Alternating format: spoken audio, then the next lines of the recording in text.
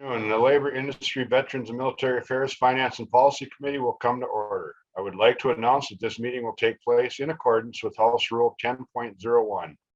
This meeting may be viewed on House Public Information TV, which is available on the House website. As is custom with this committee, please rise for the Pledge of Allegiance.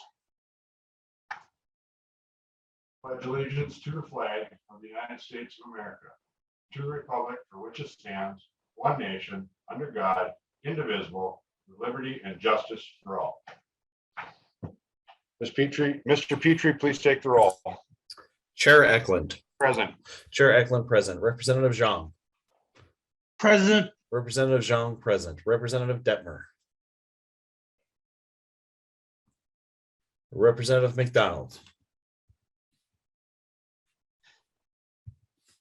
Representative Berg. Present. Representative Berg present. Representative Bliss. Present. Representative Bliss present. Representative Edelson. Present. Representative Edelson present. Representative Frederick. Present. Representative Frederick present. Representative Greenman. Present. Representative Greenman present. Representative Nelson. Present. Representative Nelson present. Representative Poston excused. Representative Raleigh. Present. Representative Raleigh present. Representative Sundin. Present. Representative Sundin present. And Mr. Chair, we do have a quorum. Thank you, Mr. Petrie. Quorum is present. Next on the agenda is approval of minutes from February 15th, 2022. Representative Raleigh, did you look at the minutes?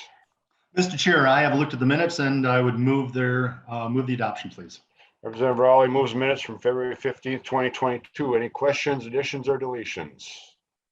Seeing none, all in favor, please say aye. Aye. Aye. Opposed, say nay. Minutes are adopted. Members, we have a presentation of one bill on the agenda today. We'll start with a presentation from Commissioner Rosalind Robertson from the Minnesota Department of Labor and Industry. Welcome, Commissioner Robertson. Welcome back to the committee. Please identify yourself for the record and proceed with your presentation. Good afternoon, Chair Eklund and members of the committee. I do have a PowerPoint presentation, but I believe my staff will advance.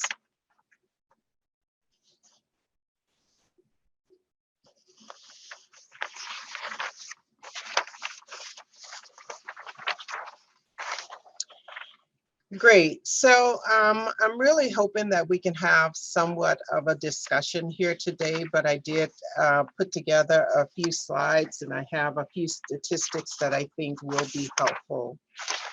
To begin, this bill concerns wage theft and proposed changes to wage theft. But I think to begin, we need to really understand exactly what wage theft is and why it is so important. We'll let staff get the PowerPoint in the format that's needed. Thank you for your patience. Not a problem, Commissioner. At least they're not asking me to do it, so we can get. Thank you. Okay, looks like it's in good order. Okay, first slide. So to begin with, we all recognize that most employers perform their business functions, particularly where it comes to paying workers the agreed upon wage rates. Most employers do this as just as part of the integrity of the business. The majority of the time it works well, it works right. However, when an employer fails to pay all of the wages that are earned by the employee in a timely manner, it is considered wage theft. Common illegal wage theft practices include paying less than the minimum wage. That always jumps out at everybody if someone is being paid $5 an hour or anything less than the statutorily required minimum wage, not paying overtime, do utilizing practices like comp time, or you can take a day off when it's not busy, things like that. If it's an hourly employee and they don't meet the exemption criteria, it is required that individuals be paid time and a half for their regular rate of pay. If it is not done, that too is considered wage theft. Not paying earned tips, deducting pay for rest breaks of less than 20 minutes. Additional wage theft might include, next, requiring employees to work off the clock, or having individuals begin work before punching in or after they have punched out if they are using a time clock. Not paying final wages promptly upon separation, or misclassifying an employee as an independent contractor, or misclassifying them in a lower paid classification of labor. Making deductions from paychecks for loss, theft, damage to property without the employee's voluntary written consent. All of those practices constitute illegal wage theft. Next. So, with decades of experience under our belt, in May of 19, the legislature passed the Wage Theft Prevention Act. We got attention from all across the nation, with Minnesota leading the way to having the most comprehensive wage theft law on the books. Included in the Wage Theft Prevention Act, Labor and Industry received additional funding to implement this law. But before we get to the funding part, I want to talk a little bit about what Labor and Industry's approach has been since the passage of the Wage Theft Act. Since the passage of the Wage Theft Protection Act, Labor and Industry, Labor Standards Unit moved from a complaint-based enforcement program to a strategic compliance model. This model was developed to improve the employer's compliance with the laws under labor standards jurisdiction. Strategic compliance takes a holistic approach to compliance by focusing activities in 3 areas: education, enforcement, and systems intervention. We began that process immediately, almost simultaneously at the time that the law went into effect. We immediately start putting together processes as to how would we move the agency away from purely complaint-based enforcement process. And the reason we moved was really because as we provide service to impacted employees, we realize that if we rely on a complaint, then we are checking these complaints off really on a one-off kind of approach. Whereas strategic compliance really look at the entire business model to ensure that we are making and having significant impact, not just on the complaint that's on the table, but really looking at industries and sectors so that we can have more meaningful impact. For instance, if previously if the store across the street, if an employee filed a complaint, we'd only focus on that single employer. Strategic compliance really turns this process around and say, what is it about a particular business model that leads to non-compliance? And what can labor and industry do in the way of not just educating the impacted employers, but what can we do to have a greater impact on a whole industry?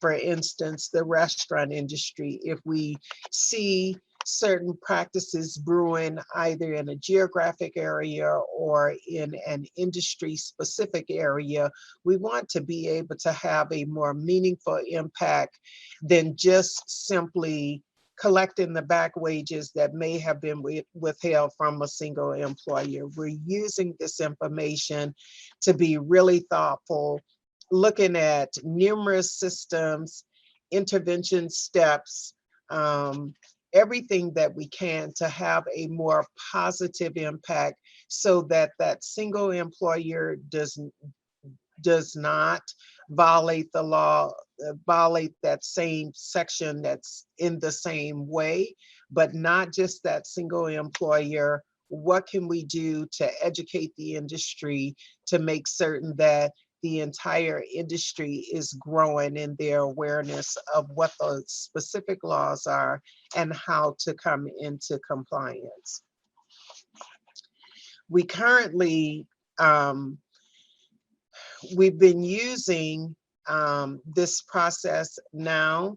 We have looked at the construction industry. We're looking at the restaurant industry, as well as the personal care attendance industries, because these are the industries that we have seen for years and years and years with responding to those complaints on a one-off. We're really trying to educate employers and employees so that a well-informed employer-employee group are groups that are more likely to comply with the law. Next.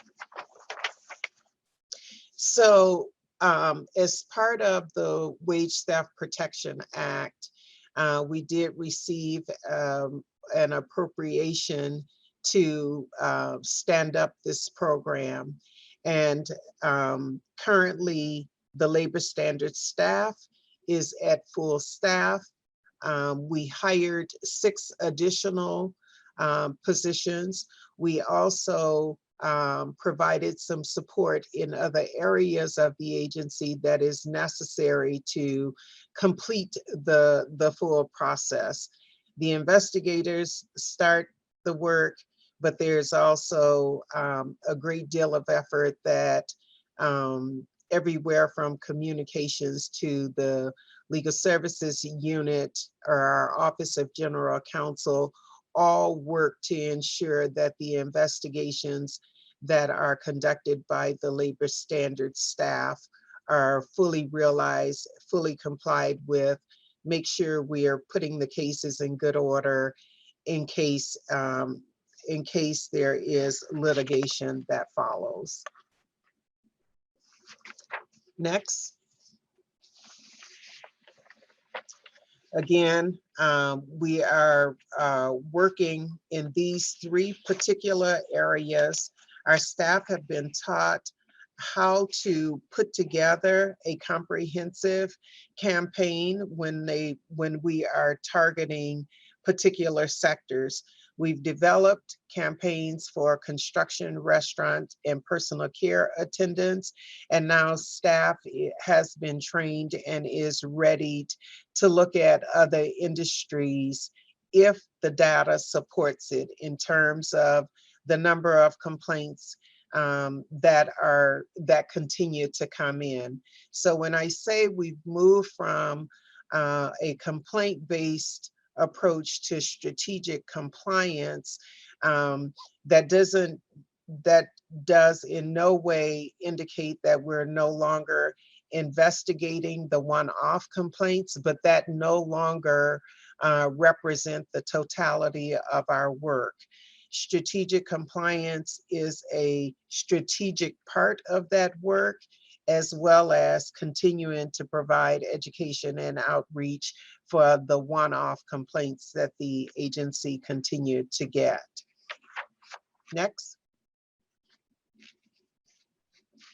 So of course, with any new law, labor and industry have always approached its work, particularly in the labor standards area, recognizing that education is a critical part of enforcement and compliance.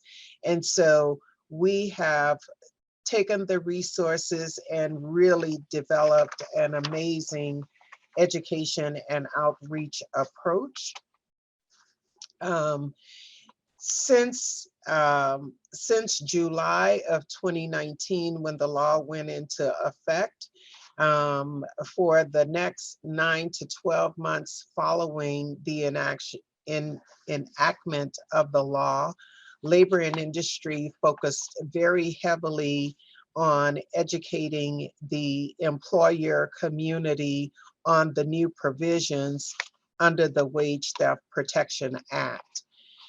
In total, we participated or sponsored more than 165 outreach events.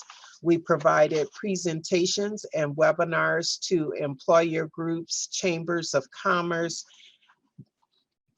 governmental groups, the Grocers Association, Hospitality Minnesota, Minnesota Child Care. In addition, we also provided information to workers through, we developed a worker-focused webinar. And in total, just in 2020 and 2021, we reached more than 158,000 stakeholders.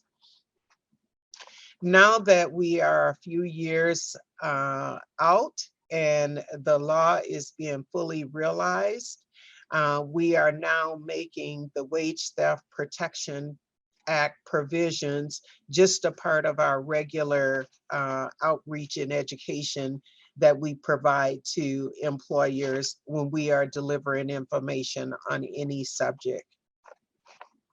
In addition to the presentations, labor and industry developed 4 videos in 2019, and then we came back in 2021 and developed 11 new videos. We have drafted the employee notice that employers can use, and we have translated those notices into 14 different languages. The videos are also have been translated not into all 14 languages, but in the 4 most common languages that are spoken, including Hmong, Somali, and Spanish. Since the enforcement activities since the Wage Theft Protection Act indicates that our efforts are definitely going in the right direction. We have recovered substantial unpaid wages just as a result of wage claims. Those are typically the claims concerning the final paychecks when an employee quit or is separated involuntarily. We've also collected substantial back wages, and those are claims for either minimum wage or overtime, or in some instances, misclassification. So labor and industry is having a significant impact on recovering wages, and the Wage Theft Protection Act has been critical in our ability to persuade employers to pay the wages that are owed.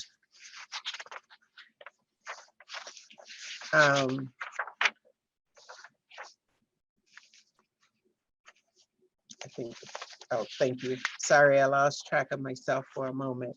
So with that, Chair Eklund, I think that the statistics really speak for themselves. It really speaks to the necessity of the law.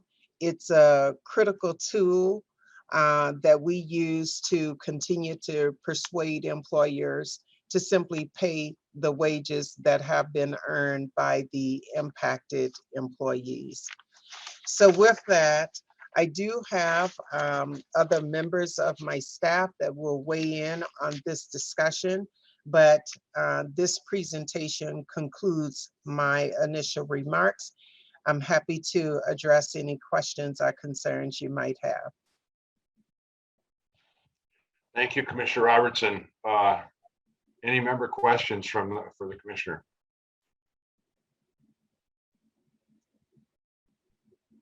Outstanding job as usual, Commissioner. I appreciate it. And I'm glad that you have staff here for the next portion of this hearing. Members, next up is House File 2662 from co-lead Representative McDonald. The intention of the chair is to lay this bill over for possible inclusion. Representative McDonald, would you please move your bill and introduce it? Yeah, thank you, Mr. Chair. I'd like to make a motion to lay over for possible inclusion, House File 2062. Thank you, Representative McDonald. Please, you move your bill. Please introduce it. Thank you, Mr. Chair. Yeah, just a brief overview of House File 2062. The bill makes several changes to the wage theft law, including modifications to the requirements for earnings statements, to employee notice requirements, and payment of wages penalties. It provides a cap for the penalty for not paying wages or commissions within 10 days of the demand. Penalty cannot exceed 15 days of the employer's average daily earnings. Continues the overview. It requires a written warning for a first violation or a violation of the notice requirements.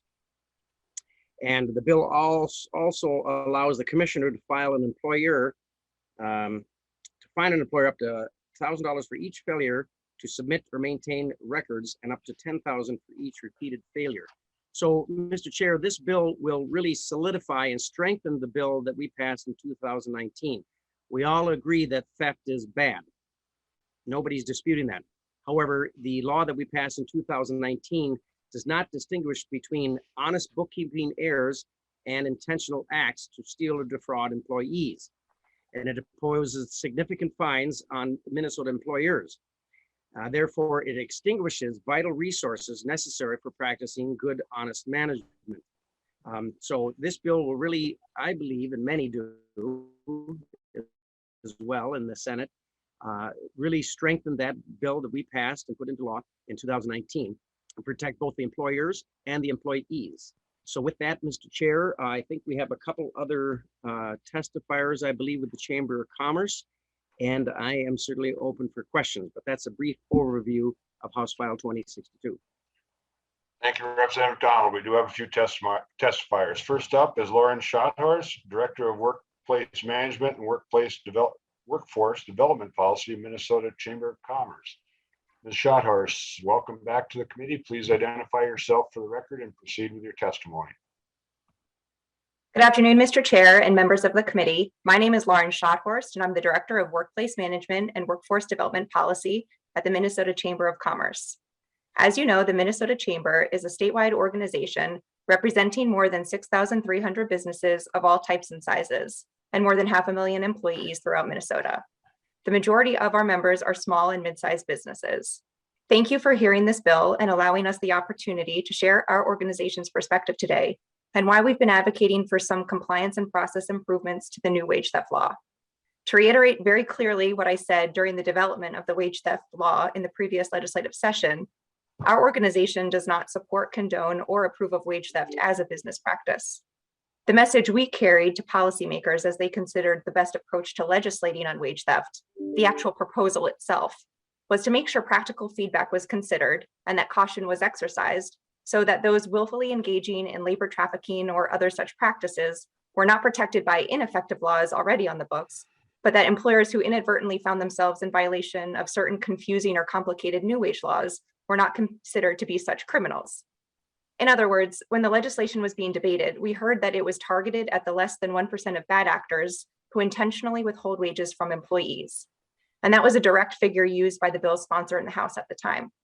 But the proposal as drafted and now law affects 100% of employers, 99% of whom were doing it right already and in a way that worked for their operations and employees and was set up for their HR practices and software if they could even afford software systems. Now, all of those good employers run an unnecessary risk that any error created by some of the redundant, confusing, or unnecessary new requirements could subject them to the law's serious penalties. Penalties that should apply to those bad actors. But scope is an important focus for our members when overly broad or overreaching legislation is being developed. In addition, as you may recall, the law was hastily enacted with a very too fast timeline for implementation, and the rollout was plagued by sometimes confusing and inconsistent guidance that was issued. In speaking with many businesses and their employees, members of all sizes experienced significant administrative, implementation, and compliance challenges with the new law.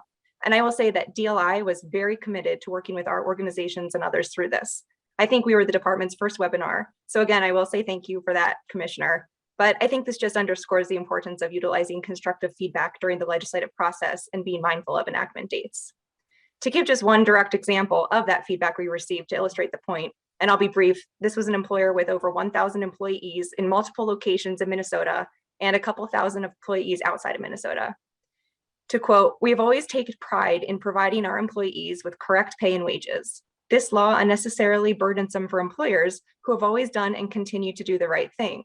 The implementation and ongoing administration of these requirements have been overwhelming for our employees within our payroll and HR teams. Our HRIS platform does not have the ability to easily create the employee wage theft notices electronically. So we have been required to pull in administrative assistance from multiple departments to assist with the manual creation, distribution, and tracking of the notices. We've had a standard process in place for a number of years to ensure our employees are notified of their pay upon hire, as well as wage changes throughout their employment. We work hard to make sure our employees are paid correctly via timekeeping, data entry, and audit reports. So the introduction of the notices has created duplication in efforts and has been unnecessary and burdensome. And then, as we all know, the coronavirus pandemic hit, ushering in a new set of HR management challenges and compliance risks before a full understanding of the wage theft law was available to fully take hold yet, while the new law was the standard. So we're here today to thank Representative McDonald and the committee, as well as the department, for everyone's willingness to consider a few minor and reasonable ways to make compliance improvements to the wage theft law so that it's less costly and confusing for employers in Minnesota, while still keeping with the spirit of the law's original intention. Thank you, Mr. Chair, for the opportunity to share our perspective and support for these efforts today. Thank you, Ms. Shouters. Please stick around in case there's any member questions. Next up, I'd like to welcome the new president of Minnesota's AFL-CIO, Bernie Burnham. Madam President, welcome to the committee. Please identify yourself for the record and proceed with your testimony. Thank you very much. Mr. Chair and members of the committee, my name is Bernie Burnham, and I am the president of the Minnesota AFL-CIO, the state's labor federation, representing over 300,000 members of more than 1,000 local unions. I am here to testify in opposition to House File 2062. In Minnesota, we believe people should be paid for their work. Unfortunately, we know all too well this isn't always the case. The 2019 Wage Theft Prevention Act was enacted to address the long-withstanding, widespread, and well-documented problem of wage theft in Minnesota, and to ensure working people are paid what they are owed. The law's key components are to ensure that workers know what they are supposed to be paid, and that penalties are strong enough to deter employers from violating the law. If HF 2062 were to become law, employers would no longer have to provide wage information at the start of employment, meaning workers would potentially not know what they are supposed to be paid until they receive their first paycheck, up to 31 days after their first day of work. Similarly, employers would no longer have to notify the workers of a change in the rate of pay in advance of the change, meaning workers would not know what they are supposed to be paid until after the fact. In addition, staffing agencies would not have to notify employees of changes to pay information after the initial job placement, so employees of staffing agencies will not know what they are supposed to be paid at subsequent placements. HF 2062 eliminates penalties for a first violation of the written notice requirements, no matter how many violations are found.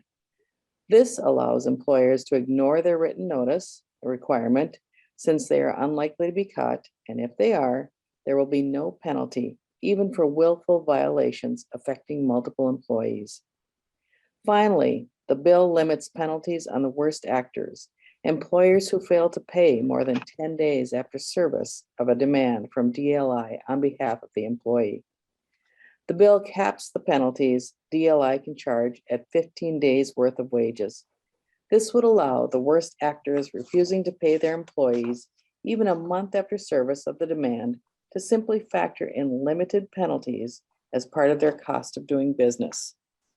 We know that many of the workers deemed essential during this pandemic, the people who often have kept our state running, are also in industries that too often have bad actors. Weakening laws meant to protect working families is a bad idea at any time, but especially bad during a pandemic when so many families are hanging on by a thread. I respectfully ask you to vote no on HF 2062. Thank you. Thank you, President Burnham. Please stick around if there's any member questions, if you would. Next up is Adam Dunnick, Director of Government Affairs, North Central States Regional Council of Carpenters. Mr. Dunnick, welcome back to the committee. Please identify yourself for the record and proceed with your testimony. Thank you, Mr. Chair and members of the committee. Appreciate the opportunity. My name is Adam Dunnick. I'm the Director of Government Affairs for the North Central States Regional Council of Carpenters.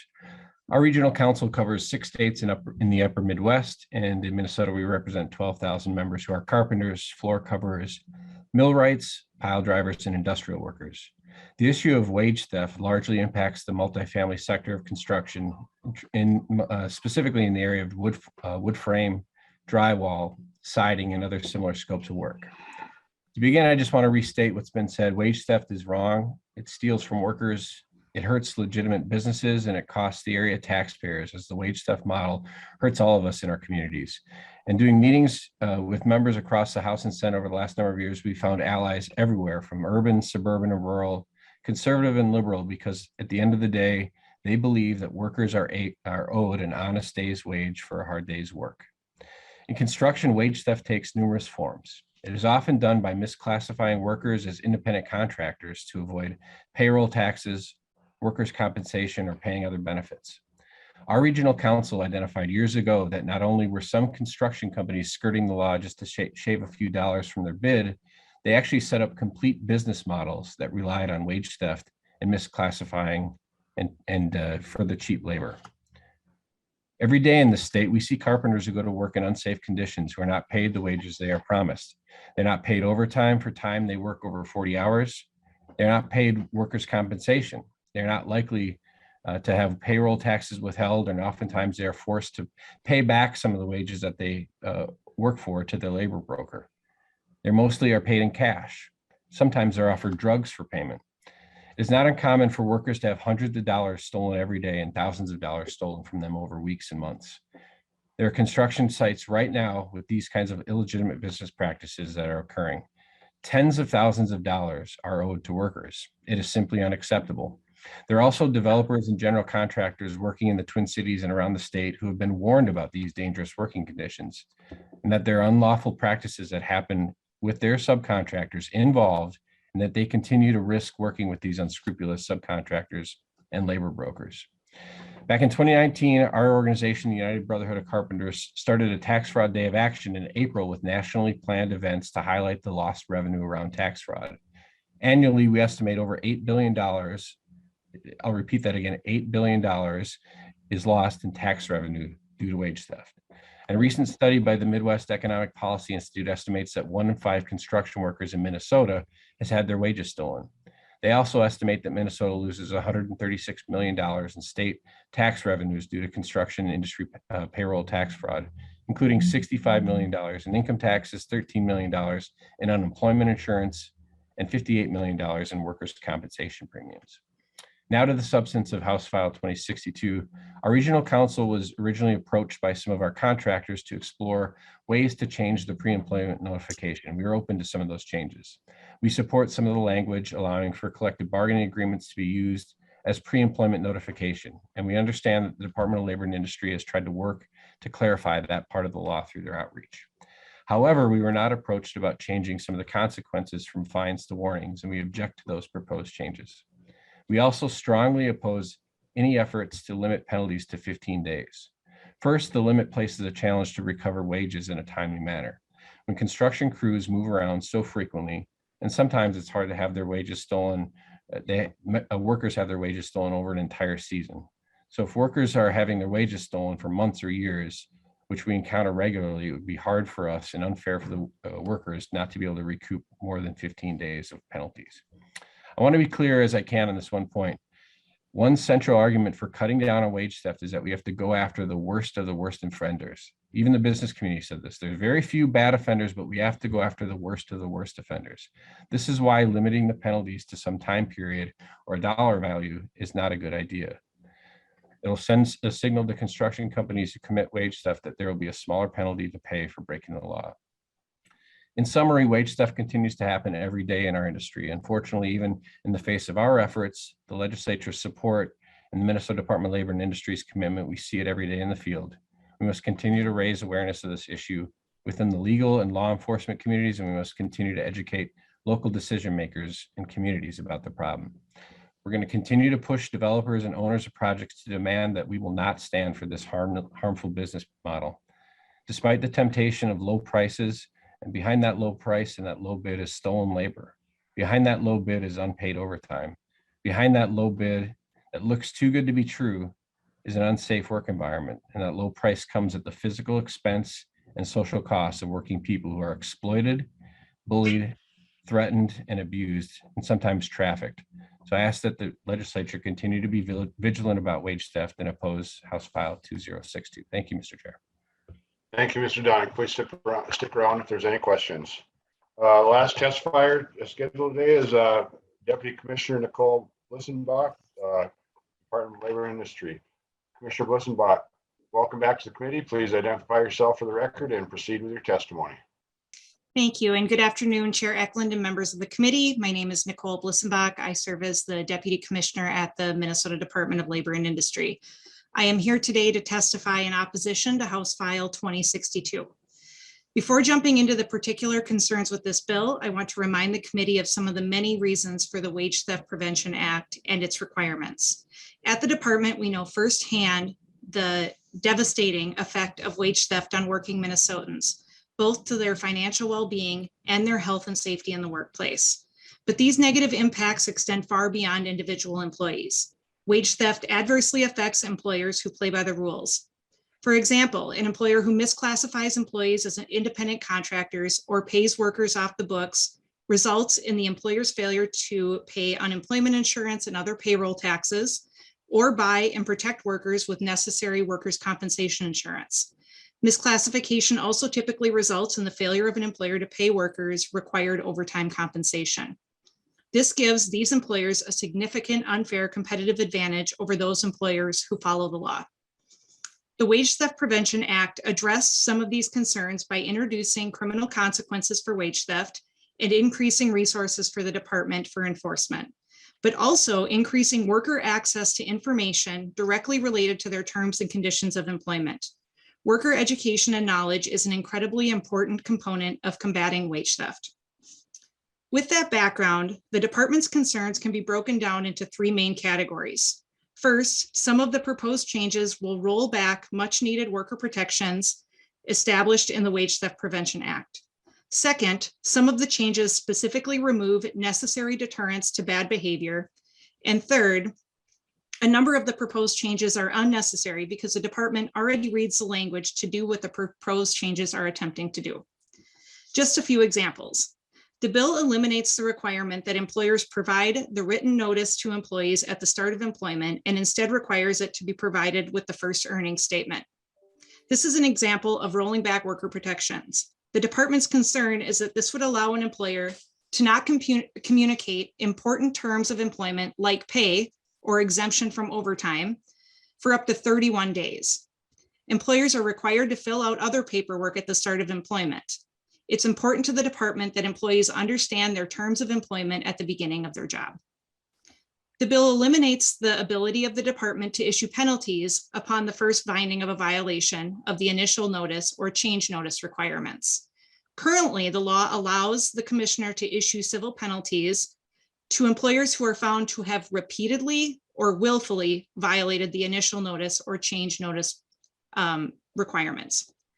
So the department is concerned about this because the proposed change takes away the department's ability to issue that penalty when we find a willful violation. This would take away any incentive for an employer to comply or even attempt to comply with the law until after they are caught. Similarly, Section 2 reinstates the 15-day cap on penalties for failure to pay wages owed after a demand by the commissioner. The department is not supportive of reinstating this penalty cap because it provides no incentive for an employer to pay the wages demanded and owed. Finally, there are proposed changes that add language allowing for electronic distribution of notices and signatures. But this language and the department's published guidance already allows for electronic distribution of notices and signatures.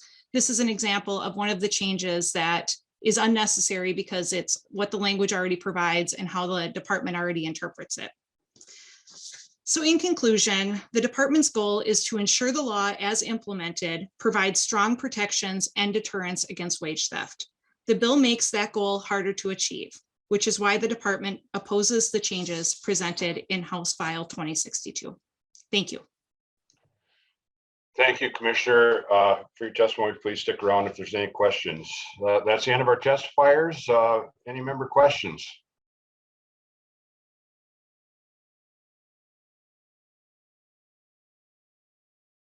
Seeing none, Representative McDonald, any final comments for the committee? Yeah, thank you.